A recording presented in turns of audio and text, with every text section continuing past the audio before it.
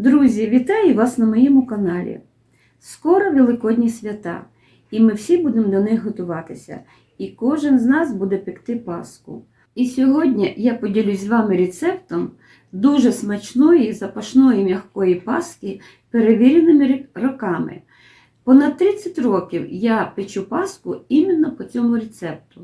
Залишайтесь зі мною до кінця відео, і я вам розкрию всі свої секрети мого ідеального тіста, щоб ваші пасочки вийшли м'якими, вологими і волокнистими. Я вже підготувала продукти, які нам знадобляться для випікання пасочок наших. І зараз вам все покажу. Звичайно, борошно, молоко, цукор, ванільний цукор, масло вершкове, дріжджі я беру пресовані свіжі, на них паски виходять краще. Беру жовтки і беру ще яйця, коньячок, беру цедру апельсина, тут в мене, звісно, багато, я її візьму тільки трошки, родзинки і в мене вялена вишня. Повний рецепт паски, а також кількість інгредієнтів я, як завжди, пропишу вам під відео. І спочатку я роблю опару. Беру миску, викладаю сюди дріжджі пресовані. Тут в мене 70 грамів дріжджі. Отак я їх трошки розмільчу і додам сюди 2 ложки цукру. Цукор я беру з общої кількості, що нам піде на нашу паску. Трошки я їх розітру, так вони швидше активіруються. Виливаю сюди молоко. Молоко в мене добре таке тепленьке. Отак дрожжі розведу. Беру 6 ложок борошна з общої кількості. Можна розмішати все це венчиком, а можна просто ложкою. Все рівно комочки розійдуться. І ставлю в тепле місце опару на 1,5-2 години. Це так по рецепту, бо рецепт це дуже старий. Мені треба, щоб дріжджі добре перебродили, тоді паска буде краще. Я беру 6 жовтків. Беру більшу миску, бо щоб збити, це дуже маленька мисочка, додаю сюди 3 яйця і всипаю весь цукор, який я буду використовувати. Таку, мабуть, спробую збити. От до такої густоти, ось, бачите, я збила яйця з цукром. Треба, щоб цукор трохи розтворився в цій рідині. А тепер буду змішувати все разом. А пара в мене давно підійшла. Дрожжі дуже добре спрацювали, і мені прийшлось цю опару перелити в таку велику миску, бо шапка лізла через верх. І тепер я буду, бачите, як вони спрацювали добре, гарно. Така опара вийшла. Гарна опара вийшла. Тепер все об'єдную в одній мисці. Замішую тісто.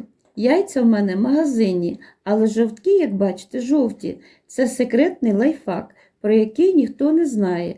Яйця треба розбити заздалегідь, щоб вони постояли на повітрі годин 6-8. Це саме менше.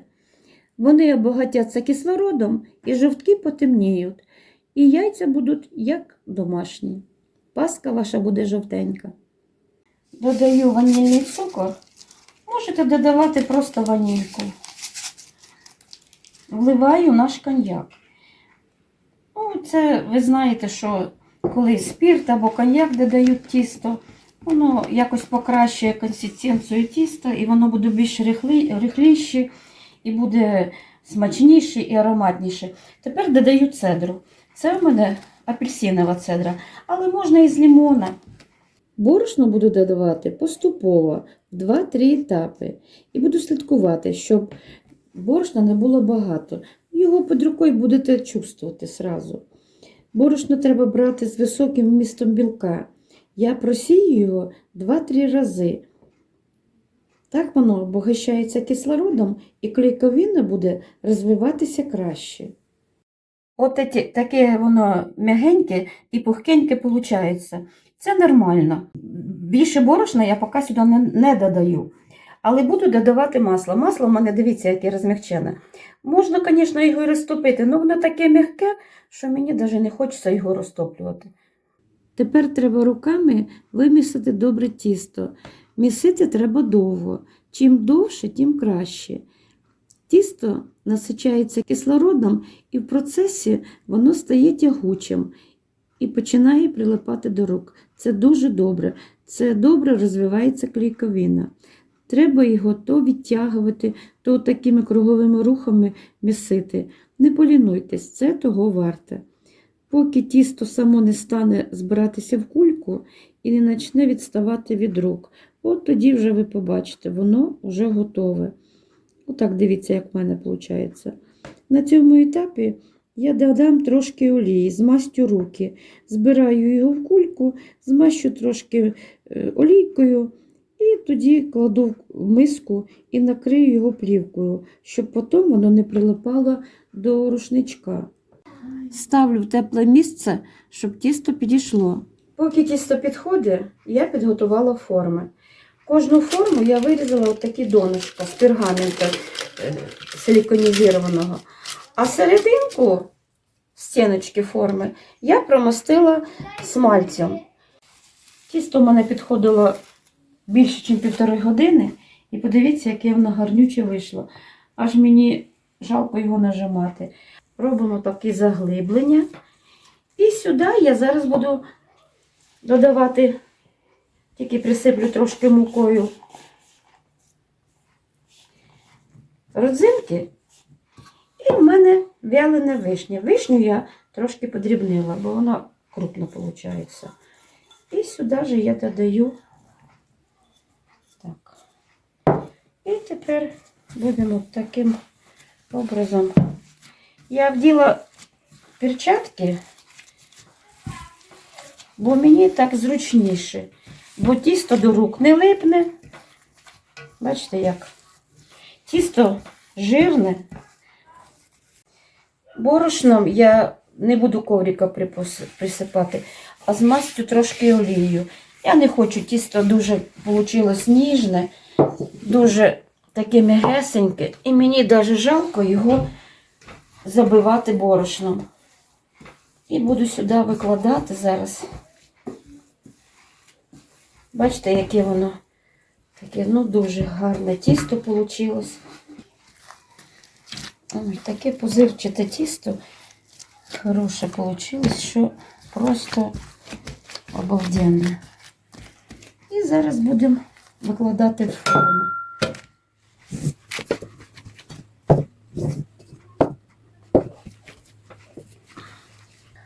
Ці родзинки і вишню я сховаю всерединку.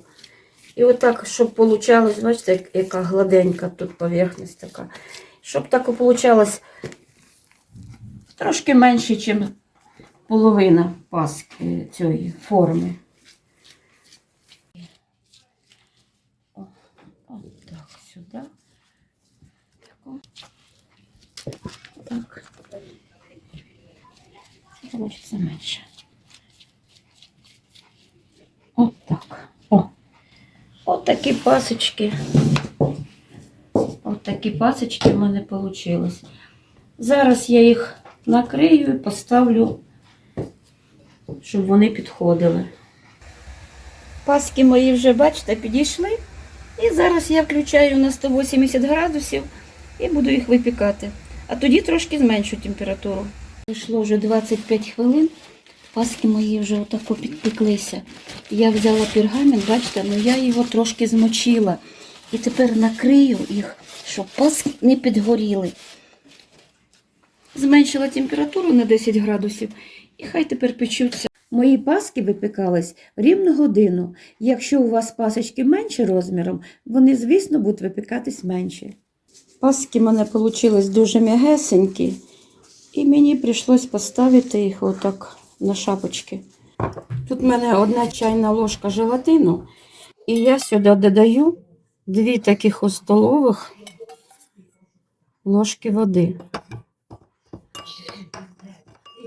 Так розмішаю добре і дам йому набухнути повністю. Сюди я додала 200 грам цукру і налила 4 столових ложки води. І зараз буду варити сироп.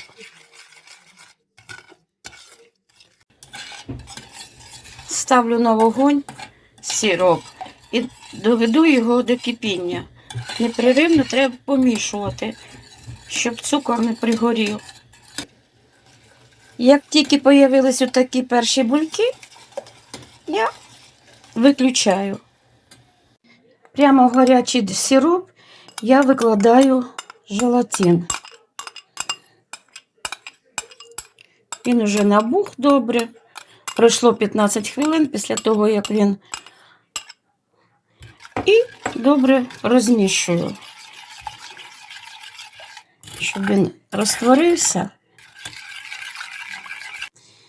Для кислинки я додам отаку грамінку лимонної кислоти.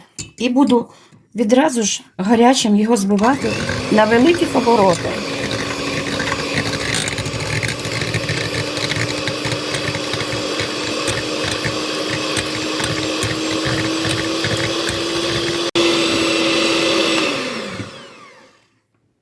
Збивала я її 3-4 хвилини десь. І подивіться, яка вона глянцева така і густа зробилась наша глазурь. Даю глазурі охолонути і змащую паски ще теплими. А тепер можна прикрашати їх. Кожен украшає за своїм смаком. У кожного свій смак і свої можливості. Паски дійсно вийшли пухкі, вологі, волокнисті. Сохраняйте рецепт і ви не пошкодуєте. Паска в мене ще тепла, але я її розламаю і покажу, яка вона всередині. Вона, дивіться, дуже м'яка, пухка і волокниста і волога. Аромат і смак неймовірний. А цю пасочку я розрізаю через день, але дивіться, яка вона м'яка і пухка. Беріть рецепт собі в копілочку. Це рецепт дійсно смачної паски. Якщо моє відео вам було корисним, підпишіться на мій канал, поставте подобайку. Це для мене дуже важливо. Це ваш внесок в розвиток мого каналу. Бажаю вам смачної паски і веселих свят. І чекаю вас на інших відео смачних і простих рецептів.